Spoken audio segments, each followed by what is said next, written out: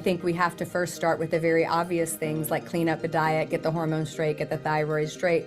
And I'm glad you said berberine and metformin. Berberine and metformin, one of the most powerful things they do is suppress glucagon and the production of glucose from non-carbohydrate foods, right? Your saturated fats and your amino acids, which is what's really happening when glucagon is stimulated. So those are very easy things that are inexpensive, easy to get, easy to use. And I think you can use this as something to get somebody who's stuck on that plateau, but I think they're probably going to have to commit to a longer use of it than what they think. Because I think people are thinking, I'll take it a couple months, knock 20 pounds off, and then I'll be fine. But I think looking at what the studies showed as far as that rebound weight gain, I think you need to be on it for a while before you try and withdraw it. And that withdrawal is terribly slow, just to make sure that you don't get that rebound effect. Welcome to the Menopause Mastery Podcast, a show for women just like you who are ready for more health, vitality, passion, living life with a purpose. I created this show because I knew that women just like me in this second season of life, the season of menopause, are really tapping into their deepest desires.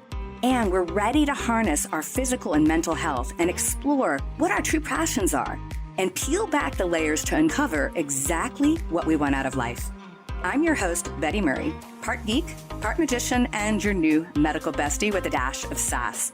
I love taking the complex science and making it easier to integrate into daily life. So let's join the journey to make this season the best ever. So welcome back to Menopause Mastery.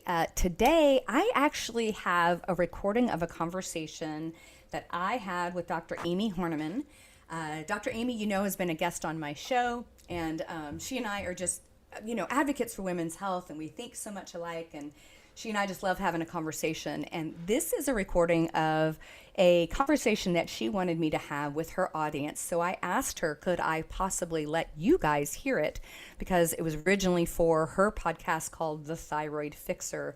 And so I wanted to make sure that you heard this information because I went into deep depth talking about semaglutide, or otherwise known as Wegovy, and tirzepatide, known as Mounjaro, and those new weight loss drugs, how they work, what kind of mechanics are happening, and the mechanism of their action, where they work in weight loss, maybe some of the caveats with weight loss, and who they are really for. These drugs are kind of the new flash in the pan sort of weight loss drugs, and they have definite applications, but I think a lot of people aren't very clear about exactly how they work and what's happening in the body. So that's what I went through with Dr. Amie. And so listen into this episode so you can get a deeper understanding of how these drugs work, whether they are appropriate for you, and what you may need to know going forward if it's something you want to think about. So welcome back to Menopause Mastery. All right, Dr. Amie, we're back, and we're having a really good time talking about semaglutide, Ozempic, Wegovy, and what is that? Mounjaro. Mounjaro. Yeah. Mounjaro. That's right. The Mounjaro. new baby in the mix. Names. All the different drug names. Yep. So actually, you've had a little bit of experience playing around a little bit with these medications. So I'd love to hear, kind of your thought on it. Let's just talk about it. Because in all honesty, I haven't tried them. I am a guinea pig. I just haven't guinea pigged that. Yeah, we are the ultimate guinea pig. So our patients and our audience can thank us now for trying things out on ourselves so that we can bring you the real skinny, no pun intended, on these different medications that are out and the ones that really seem like they have great potential. So first of all of these, I like to mention this, that all of these new type 2 diabetic medications, like you said, the Ozempic, the Mounjaro, they're all peptide-based, which I find fascinating because we know the benefits of peptides. We know that the FDA has already in the past pulled a lot of the good ones, like the growth hormone releasing peptides. They've tossed those off the market. You can't get those even legally from a compounding. Well, maybe they're back in the compounding pharmacies, but I know poor TaylorMade had to basically completely shut down their peptide production of those. But yet, I know the big pharma figured out that peptides work. So let's take a peptide, slap a drug name on it, and charge $1,000 a month for it because they work. So I just had to put that out there because I always find it fascinating when something that we've been using in the functional space or in the biohacking space becomes a drug all of a sudden. Right? Really interesting. So I have personally tried Mounjaro, which is tirzepatide. And the reason why I started with this one, it was the new baby on the market and a much lower side effect profile. With the other ones like the semaglutide, Ozempic, Trulicity, we saw a lot of large amounts of nausea in the beginning, sometimes debilitating. I've had a couple of patients that did semaglutide, and basically by week 1, week 2, they were like, I just can't anymore. Sometimes crushing fatigue to where the treatment basically had to be discontinued because the side effects far outweighed the benefits of the medication. Then here comes along Mounjaro tirzepatide, which I lovingly refer to as the Beverly Hills soccer mom drug of choice for weight loss, because every single woman in the world went out and started on Mounjaro, started on tirzepatide, because here we are, something to help us lose weight. And this is a big issue, a big concern for women as we battle the bulge, as we come up against diets that don't work and this medication that doesn't work and hormone dysregulation. So we want that quick fix. We want the quick win. So we go to the things that are coming out that, hey, they might help us along, right? So everybody went out and started using, whether you were type 2 diabetic or not, started using tirzepatide. Now, here's the thing, it worked. And it does work. It does work to help reduce insulin, lower blood glucose levels, ultimately lower A1C levels in type 2 diabetics, which is the intent in the beginning. That's why it is a type 2 diabetic medication. And in doing so, it also slows gastric emptying and significantly reduces appetite. Now, the reduction of appetite definitely helps with the weight loss component, but that's not the direct mechanism of action intended. It's not an appetite suppressant medication. It's one of the side effects that occur because of the gastric emptying being slowed down, and thus the patient just feeling that they're more full. And literally, you could go all day and go, I'm genuinely not hungry. So food intake obviously went down, caloric intake went down, and weight loss resulted, in addition to the other mechanism of action of this drug to lower insulin, to lower A1C, and to balance glucose levels. So yes, I decided to be a guinea pig. I'm like, let's see what this is all about. Now, the beauty of Mounjaro is, like I said earlier, the reduction of the side effects that occur. I personally, and we can get much more deeper into my experience, into the experience of my other patients, I personally experienced no nausea whatsoever, no fatigue whatsoever.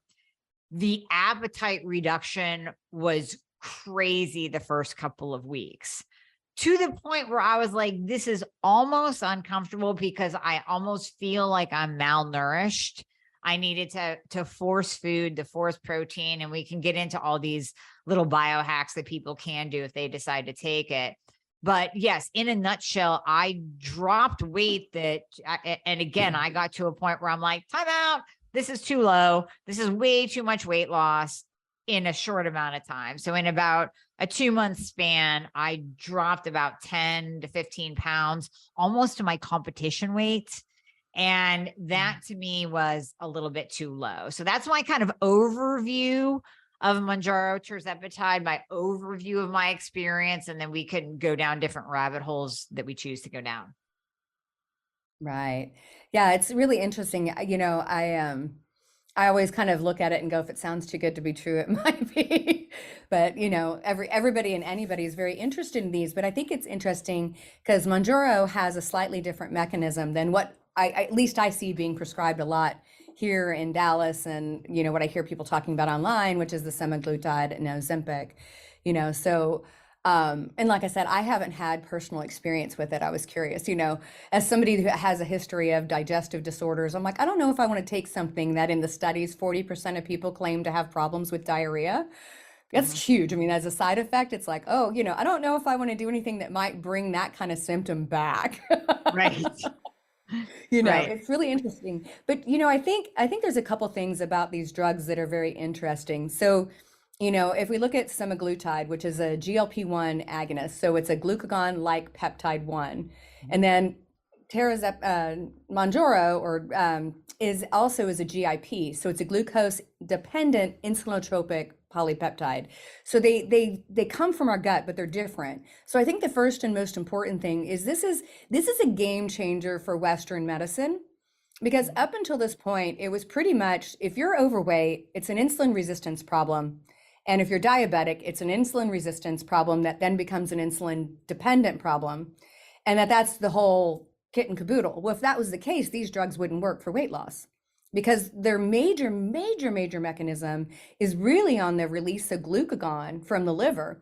And what's interesting is your Mounjaro has an insulin sort of modulating effect that's actually down. But if you look at semaglutide, in the short term, it actually causes a rise in insulin and a reduction in glucagon, Yep. which is kind of interesting, It is. but it's because it's the first time that we've acknowledged that weight gain and obesity may be being driven by a whole nother hormone component, which, you and I have talked before. I think that this is a big part of what's happening, particularly in women that are doing all the right things. They're like, my fasting insulin's a 2, my A1C is a 5.0. I don't know what else I could do, Mhm. Yep. you know? Exactly. Exactly. Yeah. No, I do think this is a great tool for those battling obesity because we know obesity is a huge epidemic in the country. And it's a great tool to kind of almost push past that plateau, but we can't Mhm. make it a crutch. And that's the biggest thing because we'll get into the different potential long-term effects of using these when you are not type 2 diabetic and you're not using it for those specific purposes and you have a really nice A1C and you have a really nice insulin level. What are those potential long-term side effects of using these? You cannot use them as a crutch. I see it as more of a short-term biohack that may be able to be utilized in a different way, spaced out as kind of a maintenance dose. So right now, we see the semaglutides and the tirzepatides, the Mounjaro. We see that those are a once a week injectable. Now we have some of the old school ones. What are the old school once a day? Isn't that like Wegovy? I think that's a once a day instead of a So once a week. Wegovy is semiglutide as that's its name. So they took Ozempic and rebranded it as Wegovy, but it's what is it, a liraglutide, I think.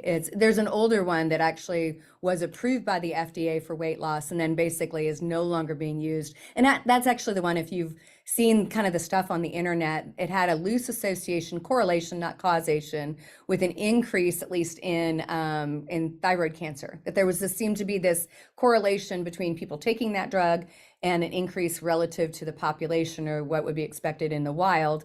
So that was a once daily, and I guess that's important because semaglutide, whether you're going Wachovia or Ozempic, whatever name you want it to be under, is actually designed to be a longer acting drug. Otherwise, if they hadn't manipulated it, you'd literally have to inject it every 6 hours because Right. it's that GLP-1 is such a fast acting polypeptide.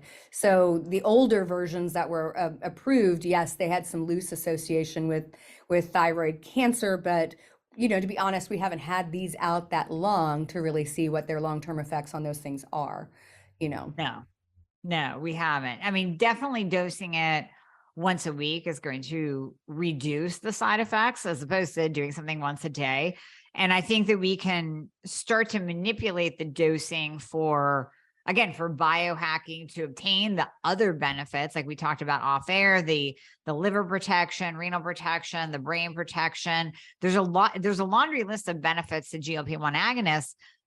outside of the weight loss component. And of course, we know that if someone is obese, that carries with itself its own host of comorbidities and detrimental effects on the body. But we can use this as a biohacking component if we reduce the dose to twice a month or once a month. But there are ways to do this, and there's specific timing as well, because if you start reducing your dose too soon, there is kind of a slingshot rebound effect that occurs before your new weight set point is in place and your body can hold on to that. So we can go deeper into that.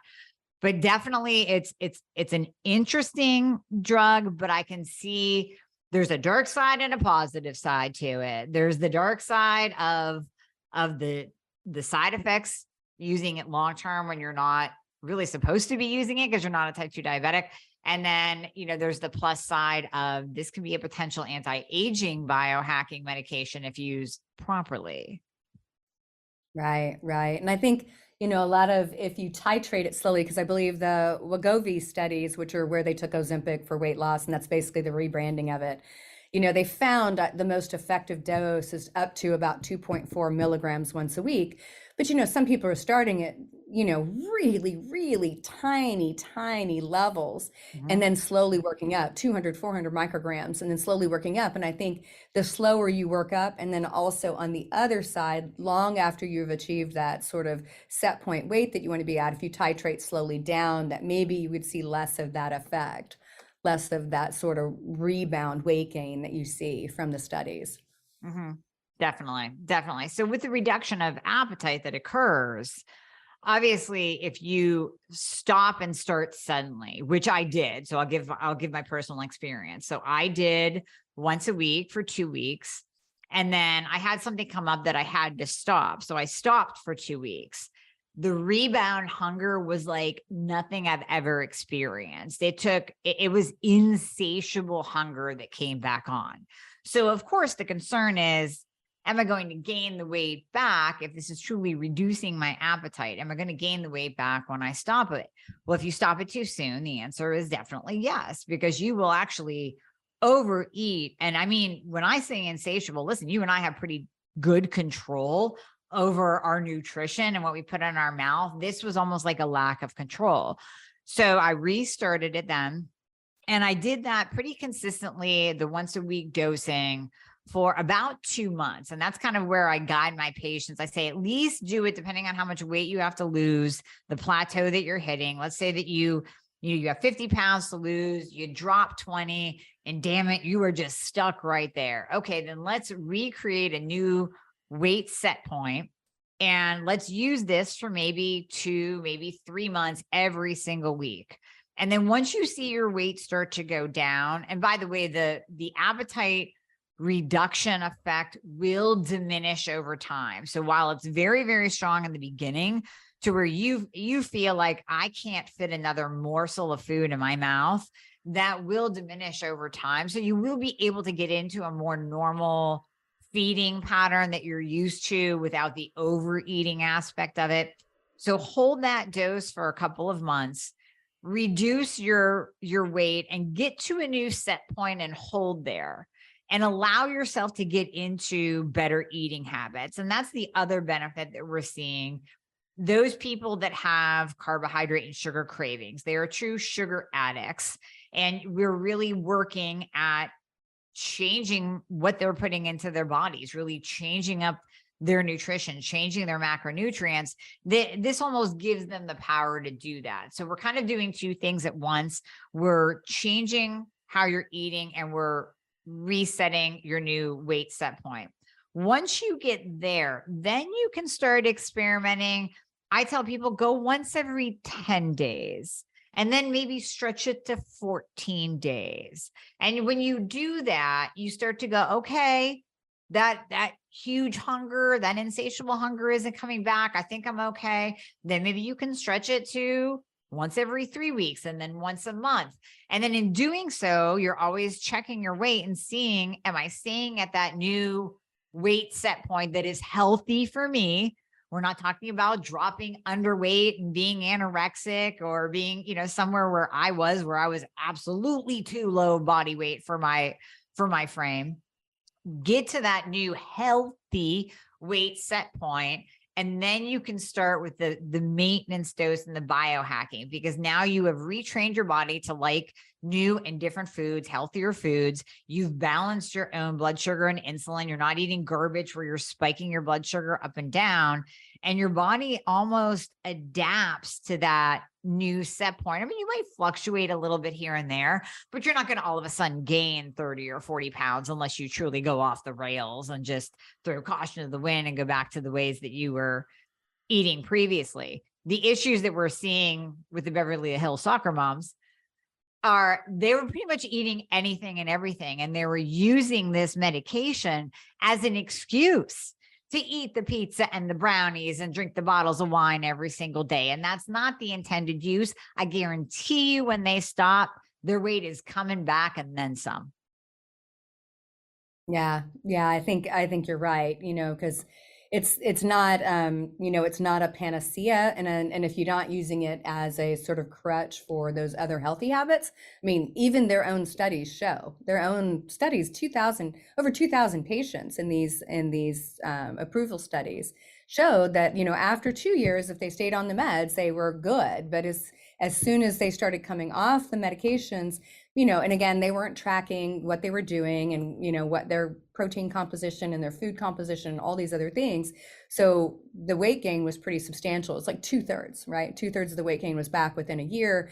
And what was interesting to me as I dug through their approval studies is the people that had the most to lose, right? So let's say you had 50, 60 pounds to lose. Obviously, the earlier on when in taking this drug, the more dramatic, right? So you see these extraordinary sort of weight loss in the very beginning. And again, probably from your experience, you're just like, I can't eat. Like, I just don't want to eat, right? And it obviously slows in the middle, and then you have the slowing effect. Those individuals, yes, they had more weight to lose, and they had subsequent weight gain with the removal. The vast majority did, but it wasn't to the same degree. And actually, the people that had, let's say, 10 pounds, 15 pounds, 20 pounds to lose, we actually see possibly more weight regain more quickly, probably because the mechanism itself of glucagon release may not have been as this is Betty putting her spin on it research wise. Maybe it's because their glucagon dysregulation wasn't as pronounced as maybe somebody else, and that a lot of the effect that they were seeing from the weight loss was just lack of appetite and some small changes in gastric emptying, but it wasn't really that kind of back and forth effect between glucagon and insulin, because that's what's getting dysregulated. Mm-hmm. Absolutely. Now, what are the beneficial? I looked this up a long time ago, and I know with your brain, you'll know this. What are the beneficial effects of glucagon itself? Because even back before these GLPs, I remember researching like, hey, is there a way to get glucagon into the system? Because I knew it did beneficial things. Now I'm just blanking on it. Yeah, so glucagon works in opposition with insulin in a healthy person. So when we eat glucose, right? So when we eat carbohydrates, glucagon should go down, insulin should rise, right? So glucagon's primary driver is to save us during starvation, and to sustain blood sugar levels when we are not eating. So like while we're sleeping. When we look at the metabolically deranged population, so people who are not metabolically sound, which I think it's interesting. I just have to say this. When you look at the studies, they'll say these are healthy obese individuals. I'm like, okay, healthy meaning they have not been described with a ICD-10 code as a disease other than obese, right? So overweight.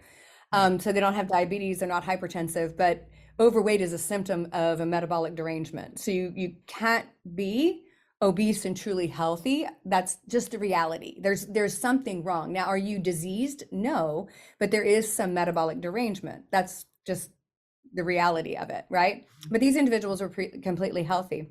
So what the research shows is that, in a healthy person, so 88% of us are insulin resistant, so we aren't them, right? Most of us are not them. In a healthy person, as insulin goes up, glucagon goes down, right? And what they find is that particularly post-eating, so postprandially, as the food sort of hits the bloodstream, glucose levels should go down. The response is going to be weaker when somebody has impaired glucose tolerance, or they're diabetic, or they're pre-diabetic. So we get less of a weakness. What's really interesting is what we see in the research is somebody who is, let's say, insulin resistant. So they get a pretty strong insulin response post-eating. So let's say you're supposed to get 10 molecules of insulin, you over-respond with 20. Well, what's interesting is glucagon in those people starts to dysregulate, and it comes out at a higher level even postprandially. So we lose that post-eating sort of drop. And so glucagon's job is to make glucose out of non-carbohydrate ingredients. So your amino acids and your fats, right? So literally you could have somebody that is eating relatively healthy, but let's say they have some metabolic derangement, again, some level of insulin resistance, and we're talking insulin resistance at the pancreas, at the liver, in the muscle cells, right? So maybe not full-blown diabetes, but they're going to have this subsequent rise of glucose after meals that's not just related to the glucose they ate, but it's glucagon producing it probably from some of the stuff they just ingested. Yep, exactly. Exactly. Well, thank you for that clarification, because I wanted people to understand it as well as myself. I wanted a nice little review there as well. And kind of going back to, before I forget to touch on this, the thyroid cancer that they're seeing. So even in Mounjaro right now, we are seeing contraindications: do not use if you had medullary thyroid cancer. Well, when you really look at the research, it was done in rats, and it was such a small percent. And I mean, you'll know better. You are the research mind, Betty. I refer to you every single time I talk about a paper, but I know enough to know that when you look at that data, it was so small that personally, I would feel comfortable if my patient felt comfortable, if they were post medullary thyroid cancer, if they wanted to use a very, very small dose of this, and we would monitor them, obviously, I would feel comfortable, because the data just doesn't support the contraindication. Right. Yeah. And again, it was on a daily use, GLP-1 early generation agonist that, really isn't used anymore. Right. And so they end up kind of black box warning across the board. And again, it's almost like you can't take hormones, if somebody in your family 5 generations back had breast cancer. So, I think it's highly individualized to the person and what you see, but I agree. And again, we're not rats. We do use rats and mice for studies, but we are not 100% rats and mice. And so I think again, without human studies showing that, I think it's just a stretch. But of course, that kind of comes up in the research too, And just like the recent already debunked erythritol study that came out, they were using like 10 times the amount of tirzepatide in these rats than they would even use ever on a person. So the normal dose for, at least with tirzepatide, I know you were talking about semaglutide, and you're right, starting at literally like 0.25 is where most people start. With the tirzepatide Mounjaro, it goes 2.5 milligrams to 5 to 7.5 to 10. Very rarely do we have to go up to 15 milligrams, except in extremely obese, very, very diabetic populations. They were using an astronomical dose on a rat. They were using 100, 200 milligrams, which we would never use on ourselves. We would never use on a patient. So there you kind of have to look at, are we going to withhold a potentially very beneficial medication just because of this 0.1% chance that medullary thyroid cancer would come back? Obviously, that has to be an individualized decision discussed with your prescribing doctor, but that's my 2 cents in the contraindications. I mean, I know we normally see these drug ads with the list of, you could lose an eyeball and die and, have one leg, all these crazy side effects. But in the case of the peptides, in the case of semaglutide, tirzepatide, really the side effects are pretty minimal, and you have to really look at it with a fine-tooth comb, dissect it with a fine-tooth comb, because it may or may not apply to you. You might not even be in that risk category. Yeah. No, I agree. I think it's a little kind of out there for sure. And again, both of them lead to weight loss. I think if somebody could do tirzepatide, if they could get that one, that would be a better choice just because statistically it looks better because it is that GIP-1 and a GLP-1 agonist. So it hits GIP and GLP-1, which is just going to be a stronger dramatic weight loss and probably more sustained, I think, once we see that sort of play out. Because Right. tirzepatide hasn't truly been approved for weight loss, Right. but obviously used off label quite a bit. Definitely. Definitely. And then when we're even looking at the populations who should use it, let's break that down too. So right now, and as the drug companies and insurance companies have figured out with the Beverly Hills soccer moms using it, they now have in place that you must have an A1C. I believe it's a 6.1 or above. I'm not sure exactly where the cutoff is, but you will not get approved for this medication rolling in with an A1C of a 5.5, 5.6, because they don't consider you in that class of type 2 diabetes. Although in functional medicine, you and I would certainly say, hey, you're really insulin resistant. You're probably walking that fine line, if not fully across the line of type 2 diabetes. However, you have to be pretty much severe in order for your insurance company to even think about covering it. Otherwise, it's $1,000 a month for that particular medication. Now, compounding pharmacies are coming out with these peptides that are available for a little bit of a lesser price. I mean, it's not significantly decreased, but it's less than what you would, pay at the CVS or Rite Aid picking up your prescription. But they really are kind of cracking down on who should be using it and who shouldn't. Now, in my opinion, and then I would love to hear your opinion as well, Betty, for your practice. In my opinion, listen, if I have a patient that we're doing everything and I want to do everything first, so we don't use this as a first line for weight loss. I use it after we have tested your thyroid and hormones. We've gotten those online. We've used something like berberine to address insulin resistance, maybe even metformin to address insulin resistance. Everything is perfect. You have your diet under control. You're not eating garbage and using this as a crutch. And you're stuck, and you're frustrated and I'm frustrated and we can't figure out why your body isn't shedding this weight.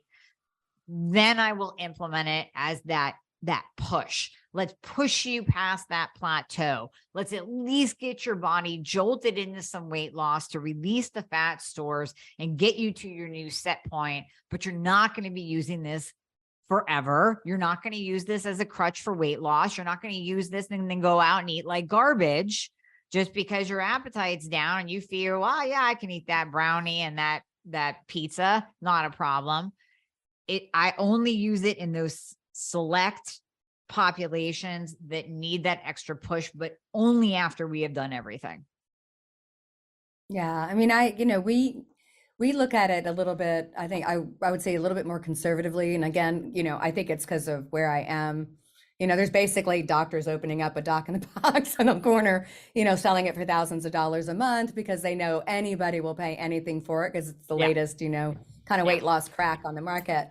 I think everything that you said is true. I think we have to first start with the very obvious things like clean up the diet, get the hormones straight, get the thyroid straight. And I'm glad you said berberine and metformin. Berberine and metformin, one of the most powerful things they do is suppress glucagon and the production of glucose from non-carbohydrate foods, right? Your saturated fats and your amino acids, which is what's really happening when glucagon is stimulated. So those are very easy things that are inexpensive, easy to get, easy to use. And I think you can use this as something to get somebody who's stuck on that plateau, but I think they're probably going to have to commit to a longer use of it than what they think. Because I think people are thinking, I'll take it a couple months, knock 20 pounds off, and then I'll be fine. But I think looking at what the studies showed as far as that rebound weight gain, I think you need to be on it for a while before you try and withdraw it. And that withdrawal is terribly slow, just to make sure that you don't get that rebound effect. Not only the hunger that you experience, but just I think there's this rebound, overexpression possibly of glucagon or whatever's happening, because at 120 weeks at the research, there's pretty significant weight gain in once they'd stopped. Yeah, Yeah, definitely. I would Definitely. agree. And And I let's would go say, into oh, go ahead. Oh, I just wanted to go into a little bit of the dark side of what we were talking about off air of the loss of lean muscle mass. But no, I'll let you go first and then we'll get into that. Yeah, I think I was just getting ready to go, and then there's some dark shit that's going to go down, maybe, Yeah. right? Right. So some of it's that nausea and appetite suppression. 44% of patients in the trials experienced nausea, so that's pretty substantial. So for some people, it may not be repeatable, right? Hmm.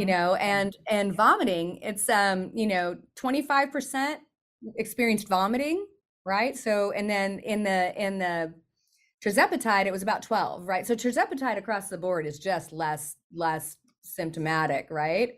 Yeah. And headaches, there was like 15% of semaglutide users were getting headaches, about 10% abdominal pain. And then, like I said, the really weird thing is that fasting insulin in semaglutide goes up for a little while, and then it probably normalizes, probably because of the effect on glucagon. So I would say if somebody's doing labs and they maybe not jump on trying to test insulin every couple weeks to see what happened, because they might freak out thinking something's going wrong, but it's really the effect of the drug. Because I have a lot of people that we track things pretty tightly, and they're like, oh my God, oh my God. If my Hmm. insulin goes up 1 point, I'm going to freak out. And I'm like, well, we have to know what's happening. But yeah, let's talk about the muscle mass loss that I guess Peter Attia actually pointed out, but I pulled up the study to look at it because I had to do it. Yeah, definitely. That's what I love you for. Yeah. Get into the study. What did you find? And then I'll get into the anecdotal component. Yeah, so in most of these studies, they're very large populations, 2,000 patients. And so the ability to check body composition is limited, right? So they don't do that. So in Western medicine, weight loss, regardless of what it's composed of, no one cares, right? Just did you drop weight? Right. But in a study where they used DEXA, they were using DEXA to look at body composition. They saw pretty significant loss of muscle mass, right? In individuals taking semaglutide, right? And Mhm. it was pretty substantial. So looking at their research, let's say you were an overweight person, you took off 26 pounds, right? In an ideal world, you would want about 2.5 or less to be lean tissue, right? So about 7 pounds of that, give or take a little bit, to be lean muscle mass, because you carry more lean muscle mass to carry that weight. So people, unless you're doing like hardcore bodybuilding, you're going to lose muscle mass while you lose body fat, right? So everybody has to get okay with that if you're losing any substantial amount, right? So if, in those 140 patients that they looked at, they lost an average of 34 pounds. 25 of that was lean body mass.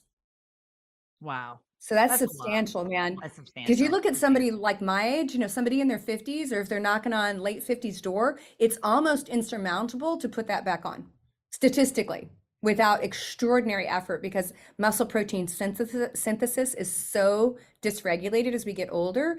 So and any woman be like, I don't give a shit. I fit in my jeans. And it's like Mhm. you do care, because your all-cause mortality and risk for mortality goes up with lack of lean muscle mass. Now, we don't really know why that is, and I think you can probably talk about that darker side. So, that's a pretty significant amount of muscle mass loss. It really is. And when I first read Peter Attia's article, you kind of glance over and you go, well, not me, because I do lift heavy shit and I keep my protein intake up and I'm doing all the things to really maintain my lean muscle mass. And then it happens. And then literally it's ironic. It was within a couple of weeks of reading that article, I started to notice that my lean muscle mass decreased. And you and I can notice that very easily at the gym, where something that was easy all of a sudden becomes hard. We don't get that same pump. We don't have that same definition. We don't have that same fullness. And then, ladies, your skin starts to get loose. Why? Because you don't have that area filled up with muscle. Yeah, no, it's not filled up with fat anymore. But I didn't have fat on my arms as I was taking tirzepatide, Mounjaro.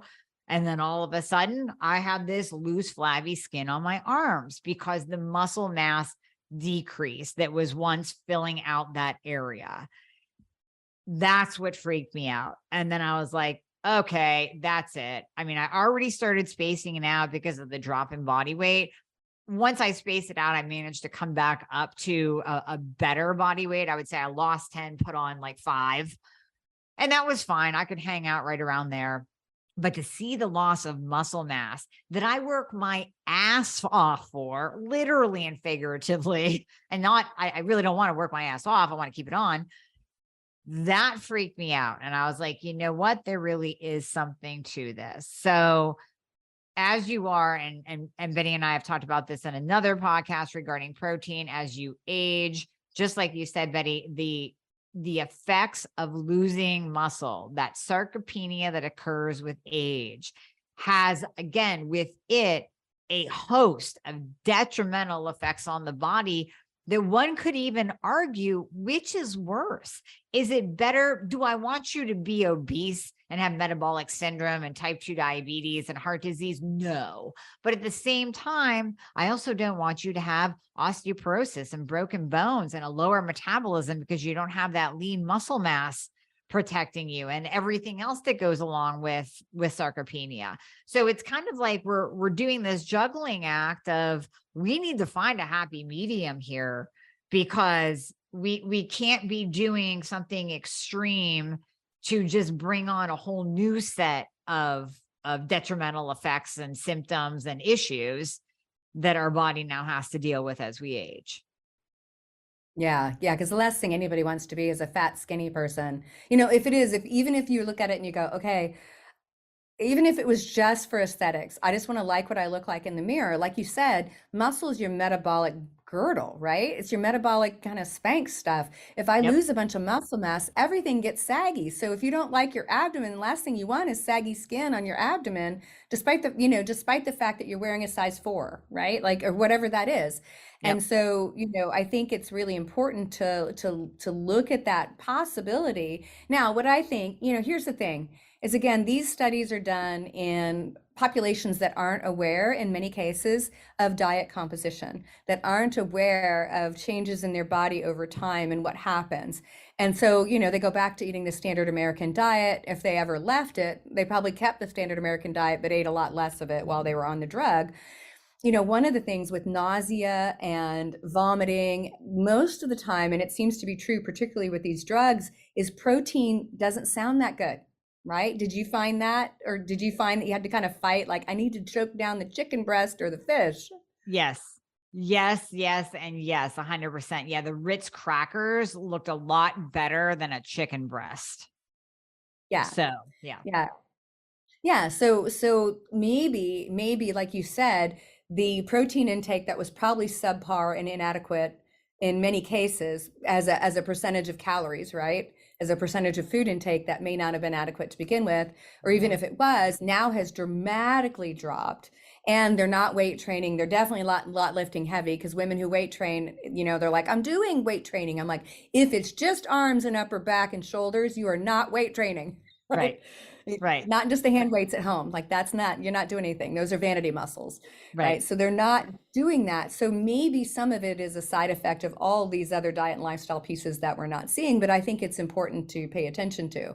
You know, it's funny because we were talking earlier in the office, and I told everybody in the office, I was like, Amie and I are going to be talking about semiglutide.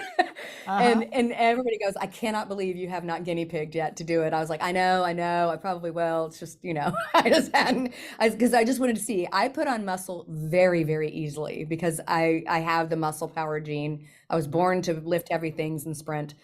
And Yep. so it'd be very interesting to see what I feel, because I think I would catch it very quickly, just Yep. because I can tell if I lose muscle mass, and I can tell very quickly if I get weaker in the gym. Definitely. And I almost think there has to be like a pre-consultation with any patient, no matter where you are, any patient that is going to be placed on this. And of course, we don't know, we know that this does not happen in conventional medicine, where you sit down with a patient, you go, okay, Susie, when you start this drug, here's what I really want you to do. But this is what I would tell you: be cognizant and force the protein down. Get a good high quality protein shake, not just garbage whey that you're getting at GNC, a nice bone broth, bone collagen based protein shake, maybe a high quality plant based one that doesn't cause a ton of inflammation, although that would be second on my list. And be prepared to take that in, maybe even a couple times a day. And if you tell me, but I can't, I'm not hungry, I would say, I don't care. Force it. You force the protein down, you force the food down. Because if you end up, remember HCG diets, right? We back in the day, and I was never a guinea pig for this, but I saw people go through it. You take these HCG drops and you're on a 500 calorie a day diet. What do you think is going to happen to your metabolism when you come off of that? What do you think is going to happen to your thyroid function and your T3 production when you come off of that 500 calorie a day diet? You are going to be left with zero metabolism. So not only have you now starved yourself, now when you come back to eating like a normal human being, all of that weight is going to come on and then some, because you have no metabolism left to burn anything. So you have to, if you're going to use this as a true long-term weight loss health benefit tool, you have to force the food, specifically the protein. And I don't want to hear the excuse that you're not hungry. And I wish I could go back and tell myself that. I did force it a little bit because, like I said, it almost felt uncomfortable. It almost felt like there's a malnourishment thing happening here. I better do something about it. But if I would have been more cognizant, I would have tracked my protein intake daily. I would have done 2-3 protein shakes if I had to, just to get that level in and to keep that level up, knowing what I know now about the loss of muscle mass. Yeah.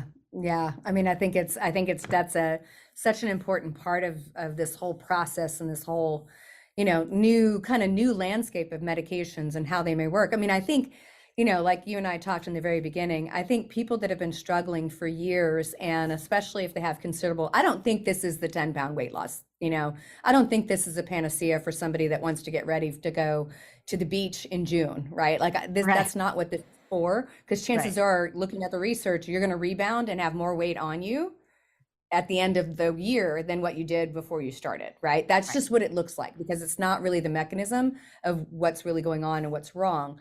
But I think for somebody that's been struggling for a very long time, that this may be the part that may help do all of those metabolic things that we haven't really had anything medically to intervene. And even nutritionally, there are very few things that really, some of the polyphenols seem to help here a little bit, like EGCG and stuff like that, but they're not to this degree. And that's the real truth, because all of us know of supplements that have had those different sort of fat burning polyphenols in it that they help, but they're not good. They're not helping you drop, 35 pounds of your body weight. Right. So. Yeah, exactly. So to summarize, I'll go first, then you go. I would say in general, I think there's something here. I think this is a great tool. I think this is a great discovery in our battle against obesity. But again, we can't use this as a crutch. We can't use this as an excuse to go eat whatever we want, and then we're going to take this and we're going to lose the weight. It has to be used, just like everything, in conjunction with lifestyle changes, with dietary changes, with hormone optimization. Because if you don't do those things, if you're not using these GLPs in conjunction with the changes that need to be made, it's going to be pointless. You're going to come out the other side, you're going to gain the weight back, and possibly be lower muscle mass on the other side too, worse off than you were before the utilization, the implementation of it.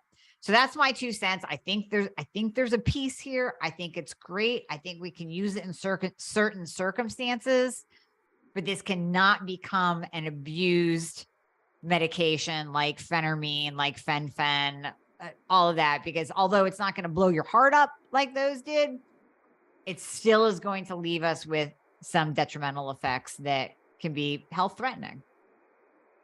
Yeah. Yeah. I mean, I would agree with kind of all those pieces. I think that, cost is a consideration. These drugs, even when compounded by compounding, I mean, yeah, I think Ozempic's somewhere between $1,000, $1,500 a month, and Wegovy, the rebranding of it, is easily that.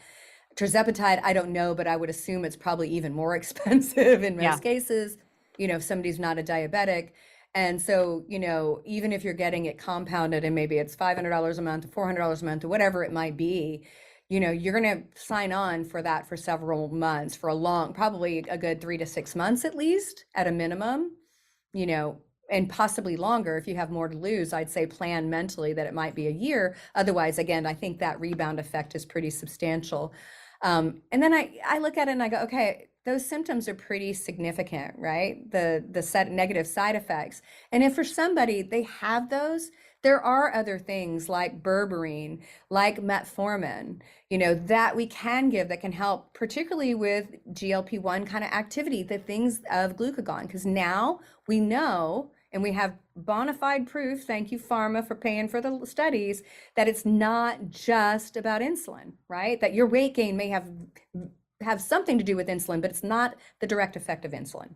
I think that's an important take home for everybody, because if you hear another person say, well, it's just, you got to lower your carbohydrates and then you'll lower insulin, you just lose weight. If you're doing that and that's not happening, it's because this other mechanism is probably also broken. Definitely. Yeah.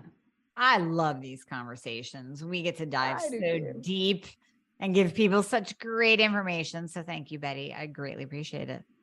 Yes, thank you. Thank you, Dr. Amie. Awesome. Well, thank you so much. I hope everybody got a lot out of this one. Definitely. There's no way they couldn't. Yes, absolutely. Thank you so much for tuning in to the Menopause Mastery podcast.